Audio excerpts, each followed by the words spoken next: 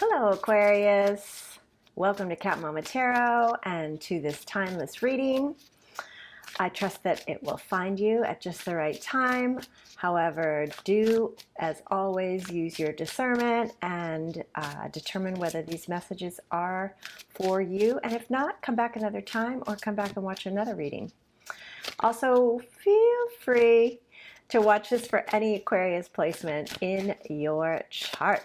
All right, Aquarius, let's dive in and see what messages we've got for you. Almost. All right. Ooh, spiritual insight, sacredness, in nature, connect with nature, and opportunity. Ooh, okay. Expand your horizons and forgiveness at the bottom of the deck.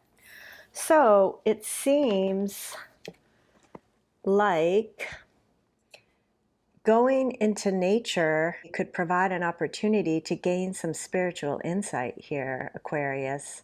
So spending time in nature, going for a hike, just getting outside, being by water if that's possible, being near trees, connecting with trees, and just kind of getting into the peace, I want to say the peaceful love in nature.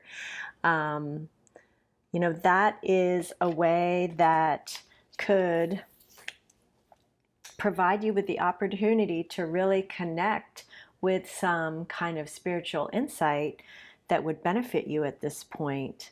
And perhaps it has something to do with some kind of relationship, some situation where forgiveness is at hand, right? And that could be forgiveness of yourself.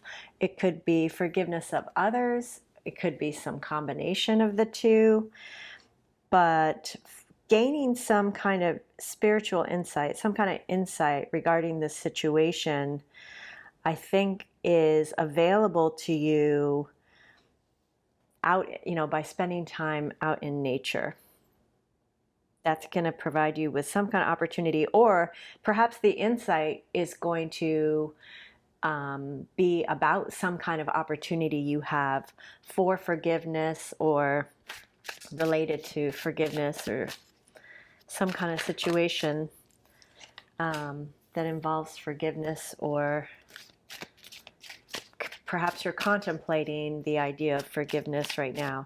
And forgiveness, the forgiveness card says compassion and kindness. So really be kind and compassionate with yourself first and foremost, with whatever's going on for you. Obviously this is a general reading, so it's going to be different for everybody, but yeah, compassion and kindness are called for with regard to yourself, and always good to be compassionate and kind with regard to others. I mean, of course, as I'm saying that, I'm thinking of exceptions to that rule, I guess, but I think it's good for us to be in a place of kindness and compassion, whether we feel like people deserve it or not. All right, the cards are just flying out here, and you've got the same card at the heart of your reading as the Gemini reading. We've got the King of Pentacles, we've got the Hermit, and the King of Wands. We then have the Seven of Cups, the King of Cups, and the Wheel of Fortune. In our last row here, we've got the Ten of Swords, the Empress, and the Devil came in reverse. Normally my cards they're all in the upright, and I just kind of read whatever meaning comes up. I don't necessarily read reversals specifically. But Lola's been doing tarot today, so some of the cards are in reverse, and I think that could be a part of the message. So I'm just going to leave that Devil in reverse. We kind of like the Devil in reverse. Anyway, let's get started with our card at the heart of the situation here, which is the King of Cups, which, given what we were talking about with the oracle cards and the topic of forgiveness, it makes sense to me that this would be at the heart of your reading. So the King of Cups is the king that has mastered the emotional realm. He is somebody who is able to stay calm and really be in control of his emotions despite what's going on around him. He exhibits in his, in the light, the King of Cups exhibits emotional maturity. And so, with this being at the heart of your reading, I think, Aquarius, you are being encouraged to really embody the King of Cups in whatever situation you're going through right now. So, to embody a state of emotional maturity, a state of calmness, a state of, essentially mastering your emotions in a way where they are providing you with the guidance and information you need without consuming you, without kind of taking the wheel and taking the helm and overtaking you. We also have here the King of Pentacles, which I love this version because he is very peaceful, and the King of Pentacles is always very grounded and very cool, calm, and collected, and very confident and sure of his ability to have all that he desires in the material realm. The King of Pentacles is the master of the material realm. So he has mastery over all that is material, and he knows that, and so this enables him to be very at peace and grounded. And I love that he also is in kind of a meditative state here, because I feel like that is a message that, encouragement to kind of get into that peaceful meditative mindset, and to trust yourself and to trust your ability to manifest whatever it is that you want in the material realm. We also have the King of Wands, and the King of Wands is the master of the realm of fire and passion and drive and everything that has to do with kind of inspiration and passion and and drive. And so the King of Wands is somebody who has been through a great deal. He has been through many, many challenges and difficulties, and as a result, because he's been through all those and achieved greatness, right? He's king. He knows that he can achieve anything that he desires. He's super determined, super confident. He's also super tactical. He knows when to act, and he knows when not to act. So, you've got three kings here, Aquarius. So you've got the ability to really be in a very masterful position here. You're being really guided and encouraged to embody this balance of, mastering your emotions, mastering the material realm, and trusting in yourself that you have access to all the abundance that you need and want, and that you are, embodying this state of confidence and determination, while also being very tactical about when to act and when not to act. What can help also with kind of determining when to act and when not to act, and what to do, and how to move forward, and what it is that you want to be moving towards, is the Hermit here. So the Hermit speaks to going inward and kind of basically quieting the noise around you and finding a place of peace, which we've talked about already, and a place of kind of contemplation so that you can kind of gain that insight that's going to enable you to move forward in the way that you want to, towards what it is that you want, right? That spiritual insight definitely is something that the Hermit is able to access by getting into this quiet space, this meditative space, this place of peace and quiet, in order to allow the guidance, the insights to come through. this hermit space, right, is something, and again, right, this can come from going out into nature, as we talked about. By doing this, it can help with the Seven of Cups, which can speak to confusion, right? The Seven of Cups can speak to having lots of different choices or options and feeling confused about which one to take. It can also speak to taking time to like imagine all the different options that are available to you, or different, to kind of get into that brainstorming, that imaginative state, that dream state where it's like, what would I like? What are all the things that I could do, or I could move towards, or I could create, right? So take what resonates for you. Are Would it be helpful for you? Are you needing to kind of get into that imaginative space in order to kind of imagine all the different possibilities, all the different options available to you? Are those the kinds of insights that you're seeking? Or is it that you've got all these different things that you've been kind of thinking about, and now it's time to make that choice, and you're needing to take that time out to go into nature, to quiet your mind in order to really receive the spiritual insight as to which choice is the right choice for you? The Wheel of Fortune coming next really speaks to the fact that you are in a place where you have the ability to kind of spin the wheel in the direction that you want to be spinning it, right? Spinning the wheel in your favor, but really like rolling with the changes in a way that are going to benefit you. And deciding, yeah, I mean, I feel like it's kind of like,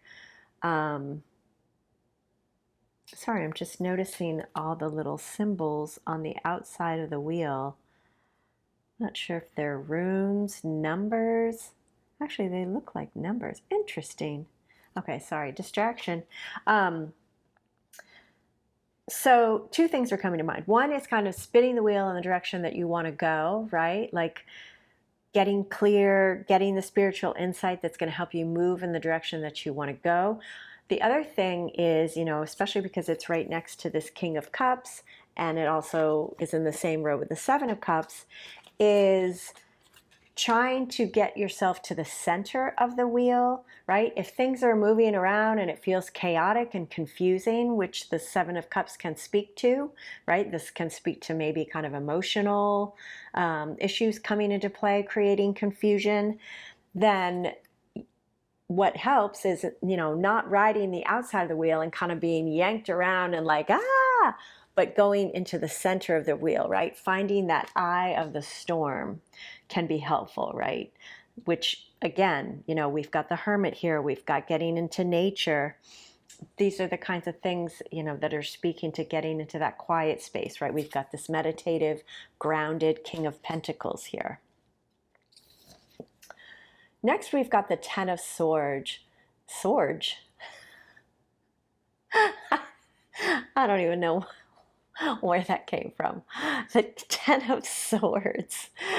We've got the Ten of Swords here, which speaks to the end of a likely a painful chapter or painful cycle.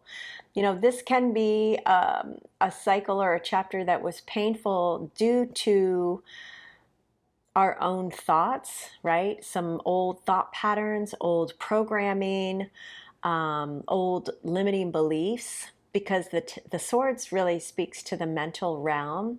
It can speak also to communication, so it could also speak to some kind of communication that you were receiving from someone or people that kind of inflicted pain within you, right? It could have been triggering some kind of old emotional wound that is, in need of healing, right? Or this may be kind of speaking to where the forgiveness is needed, and sometimes it's not about forgiving in a way that's like condoning something, right? Because, I don't think many of us want to condone behavior or kind of communication that inflicts pain on us. But sometimes the forgiveness is just about letting go and releasing the pain, or releasing whatever it is, that created the pain, by through forgiveness. But it's ultimately for yourself. It's not, you don't even have to tell the other person that you forgive them. It's like, by forgiving whatever it was, it allows you, it enables you to actually let go and release the past, or release the pain or the wounding for yourself, so that you can be free of it.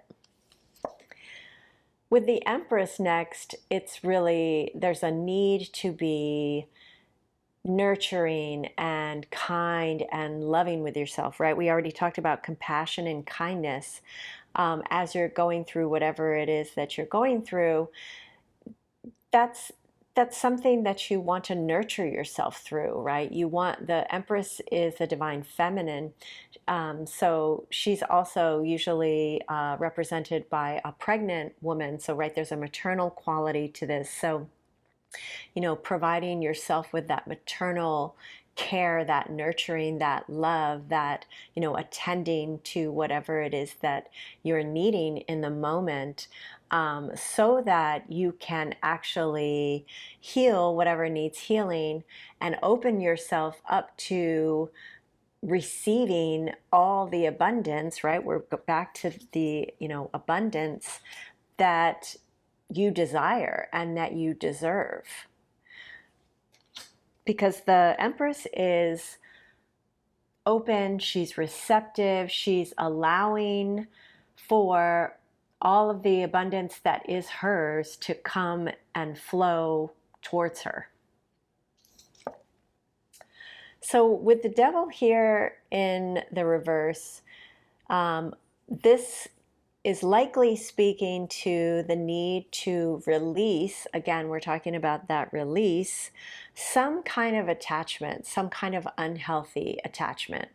So perhaps through forgiveness, you can release some kind of unhealthy attachment to perhaps resentment or anger or pain, or resistance to change, or whatever the forgiveness would allow you to release. That is what this Devil is speaking to. It could be old pain that sometimes we hold on to, right? That isn't really serving us, right? It's kind of getting in our way.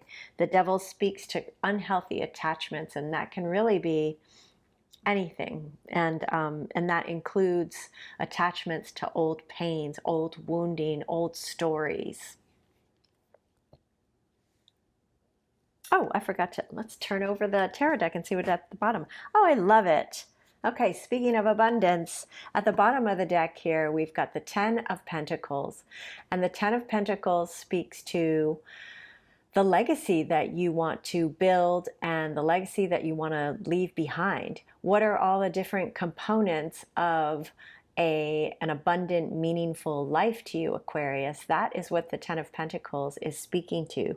So I feel like with this card being right next to that opportunity here, by doing this work, by going inward, by getting out into nature, going inward, finding a way to forgive whatever needs forgiving, so that you can let go of any kind of unhealthy attachments, and really, taking care of yourself through this process, with a focus on, really trying to get into a place of emotional maturity, mastering your emotions. It's going to enable you to make the best choices for yourself, to move forward, to let go of the past, to end a painful cycle, to open yourself to all the abundance that is yours to have, and to make sure that you're acting at the, when it's time to act, and holding back when it's time to hold back, not in an attachment or grippy way, but, being tactical while also being confident in your abilities to achieve and have whatever it is that you want. That is all gonna take you to this 10 of Pentacles, right? And ultimately to this place where you are living a meaningful life, a life that feels meaningful to you. All right, Aquarius, that's what I've got for you. I hope that was helpful. Thank you so much for taking the time to join me today, and take really good care of yourself. Sending you lots of love, and until next time, bye.